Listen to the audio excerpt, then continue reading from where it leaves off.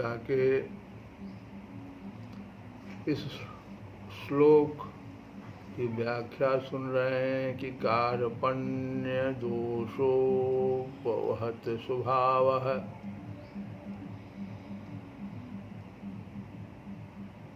कायरता रूप दोष से तिरस्कृत स्वभाव वाला, धर्म सम्मूढ़ चेता, धर्म के विषय में मोहित अंतःकरण वाला। दो बात हो गया, कायरता रूप दोष से तिरस्कृत स्वभाव वाला और धर्म के विषय में मोहित अंतःकरण वाला। अर्जुन कहता मैं, ये दोनों अवगुण मुझ में आ गए तो मैं त्वाम आपसे पृच्छामि पूछता, भगवान से कह रहा है कि मैं आपसे पूछ रहा हूँ किस अवस्था में, कि कायरता रूप दोष से तिरस्कृत स्वभाव वाला और धर्म के विषय में मोहित अंतःकरण वाला मैं आपसे पूछ रहा हूँ। क्या पूछ रहा हूँ कि यत निश्चितम श्रेयः, जो निश्चित कल्याण करने वाली हो, तत्व में ब्रूहि, वह मुझे मेरे लिए कहिए। अहम ते शिष्यः, मैं आपका शिष्य हूँ, और त्वाम प्रपन्नम माम साधि, आपके शरण हुए मुझे शिक्षा दीजिए। तो चार बात अर्जुन बोल रहा है। पहली बात कि कार्पण्य दोषो धर्म सम्मूढ़ चेताः, दूसरी बात कह रहा है कि यत श्रेयः स्यात् निश्चितं ब्रूहि तन में, और तीसरी बात कि शिष्यः ते अहम, और चौथी बात कि साधि माम त्वाम प्रपन्नम। चार बातें।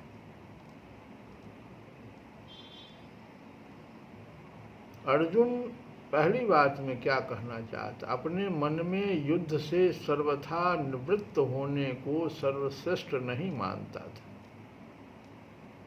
लेकिन पाप से बचने के लिए उनको युद्ध से उपराम होने के सिवाय दूसरा कोई उपाय भी नहीं दिखता था, और इसीलिए वह युद्ध से उपराम होना चाहता था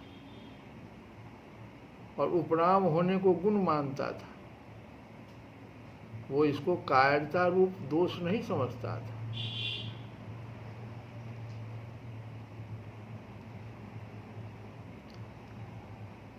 तो अर्जुन को भगवान पहले ही कह चुके हैं कि उपरति, ये युद्ध से उपरति जो तुम्हारी यह बुद्धि हो गई है, ये कायरता है, हृदय की तुच्छ दुर्बलता है। तो इन वचनों से अर्जुन को ऐसा विचार हुआ कि युद्ध से निवृत्त होना मेरे लिए उचित नहीं है, यह तो एक तरह की कायरता ही है जो मेरे स्वभाव के बिल्कुल विरुद्ध है। क्योंकि मेरे छात्र स्वभाव में, जो क्षत्रिय मैं हूँ, तो उस स्वभाव में दीनता और पलायनता, पीठ दिखाना, ये दोनों उचित नहीं है। तो इस प्रकार से अर्जुन भ्रमित हो रहा है, धर्म संकट में पड़ गया है, उसकी बुद्धि धर्म का निर्णय करने में कुंठित हो गई है। अभी इस समय मेरे लिए खास कर्तव्य क्या है, मेरा धर्म क्या है, इसका निर्णय कराने के लिए वह भगवान से प्रार्थना कर रहा है। कहता है मैं आपका शिष्य हूँ,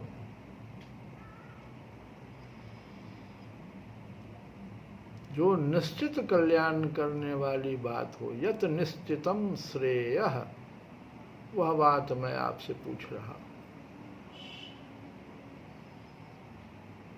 त्वाम पृच्छामि, आपसे पूछता।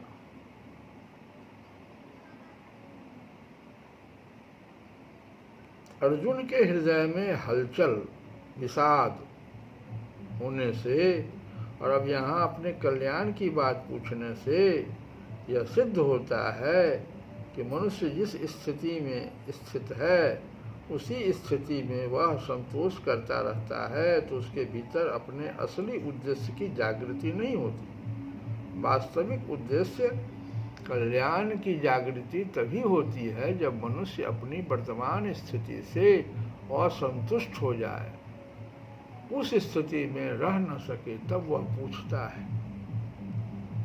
और जब वर्तमान स्थिति से वह संतुष्ट है तो किसी से क्यों पूछेगा। और आगे कहता है कि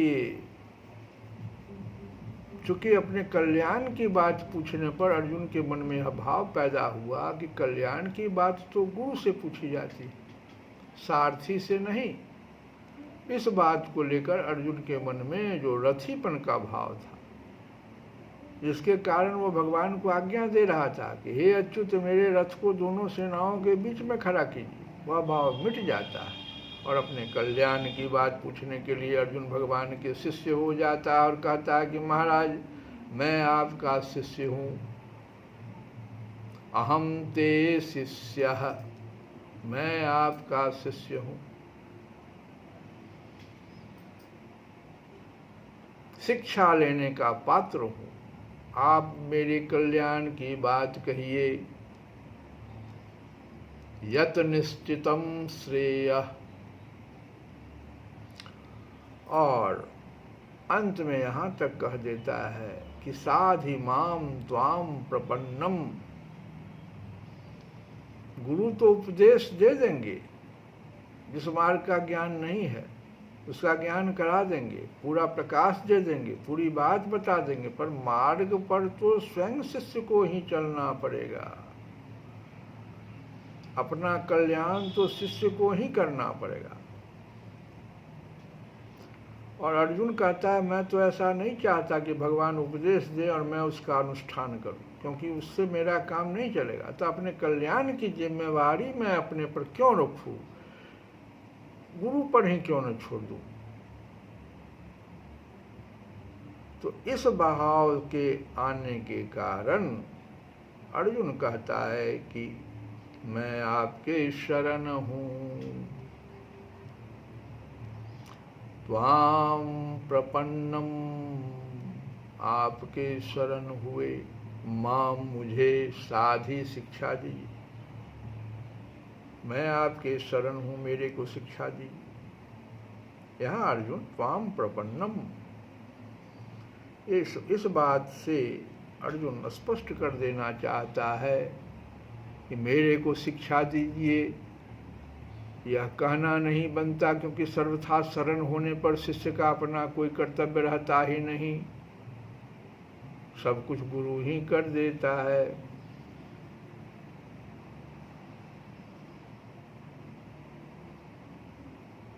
तो चार बातें जो इसमें आई, इनमें जो पहली बात थी, तो अगर विचार किया जाए तो पहली बात में मनुष्य जिससे पूछता है वह कहने में अथवा न कहने में स्वतंत्र होता है। पहली बात जो उसने कहा कि कार्पण्य दोषो धर्म सम्मूढ़ चेता, ये जो कहता कोई है तो गुरु जो है स्वतंत्र है कि उसके इस पर विचार करे या न करे। लेकिन दूसरी बात जैसे कहता है, जिसमें कहता है मैं प्रार्थना करता हूं, तो प्रार्थना जैसे करेगा और कहेगा कि मैं तो आपका शिष्य हूं, तब तो जिस व्यक्ति के नज़दीक वह बोलता है कि कार्पण्य दोष भी है और धर्म सम्मूढ़ चेता भी है, तो उस गुरु को बोलना पड़ जाता है, क्योंकि शिष्य को कल्याण का मार्ग बताने का विशेष दायित्व आ जाता है।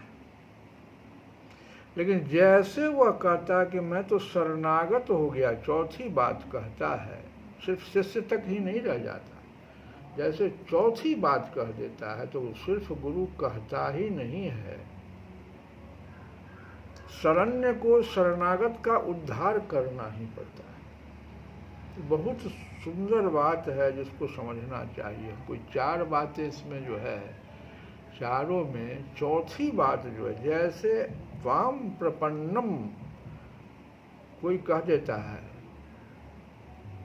अहम ते शिष्य है, यहाँ तक तो आपको करना, गुरु ठीक है आज्ञा दे देगा कि तुम धर्म सम्मूढ़ चेता हो गए हो, तुम्हें हम ये आज्ञा देते हैं, तुम इस कार्य को करो, ठीक हो जाओगे, कार्पण्य दोष भी समाप्त हो जाएगा तुम्हारा। लेकिन फिर उसको करना पड़ेगा, शिष्य को करना पड़ेगा। लेकिन जैसे वह कहता है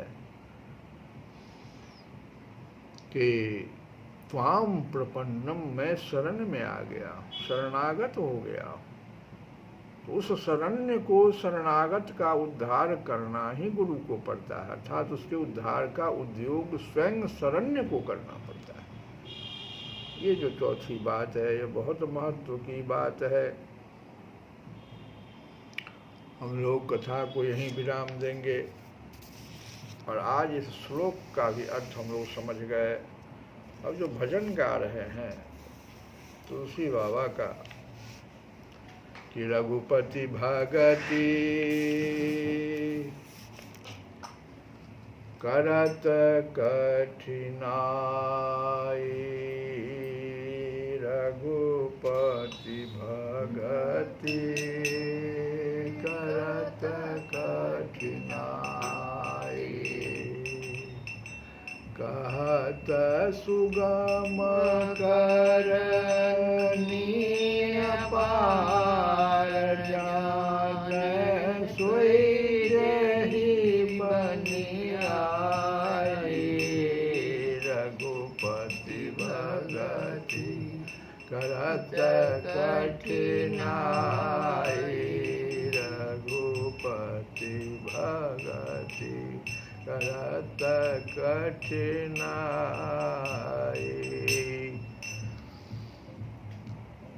आगे कहते हैं कि अति सरय सकल देश निज उदर मेरी, सकल देश निज उदर मेरी, सोवै निद्रा तज जोगी, सोई हरि पद अनुभव परम सुख, अतिशय द्वैत वियोगी, रघुपति भगति करत कठिनाई, रघुपति भगति करत कठिनाई।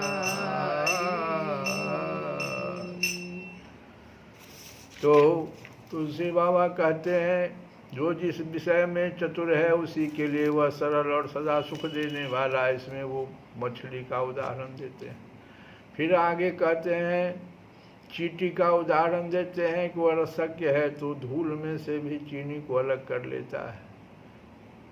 और फिर कहते हैं कि जो योगी दृश्य मात्र को अपने पेट में रख ब्रह्म में माया को समेट कर परमेश्वर रूप कारण में कार्य रूप जगत का लय करके, इसी को कहते हैं दृश्य मात्र को अपने पेट में रख, अज्ञान मतलब निंद्रा को त्याग कर सोता है, वही द्वैत से आत्यंतिक रूप से मुक्त हुआ पुरुष भगवान के परम पद के परमानंद की प्रत्यक्ष अनुभूति कर सकता है। ज्ञान मार्ग से जाने वाला योगी का ये हाल है। इसीलिए रघुपति भगति, श्री रघुनाथ जी की भक्ति करने में बड़ी कठिनता है। कहना तो सहज है पर उसका करना कठिन, इसे वही जानता है जिससे वह करते बन गई है। अब फिर आगे कहते हैं तुलसीदास शोक मोह भय हरस दिवस निशि, शोक मोह भय दिवस निशि देश काल तह नाही। तुलसीदास यही दशाहीन संशय निर्मूल न जाहि। रघुपति भगति करत कठिनाई। रघुपति भगति करत कठिनाई।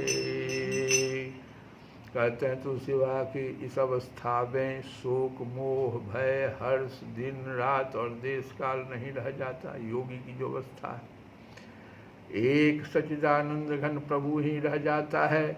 किंतु हे तुलसीदास जब तक इस दशा की प्राप्ति नहीं होती कहना तो आसान लेकिन करना कठिन। तुलसीदास है यही दशाहीन संशय निर्मूल न जाहि।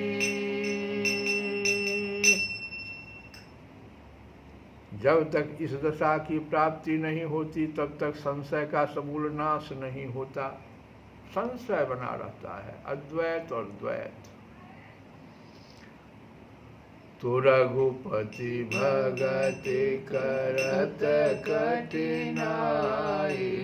कहत सुगम करनी अपार जान सोई जहि बन आए। रघुपति भगति। श्री कृष्ण गोविंद हरे मुरारे। हे नाथ नारायण वासुदेव।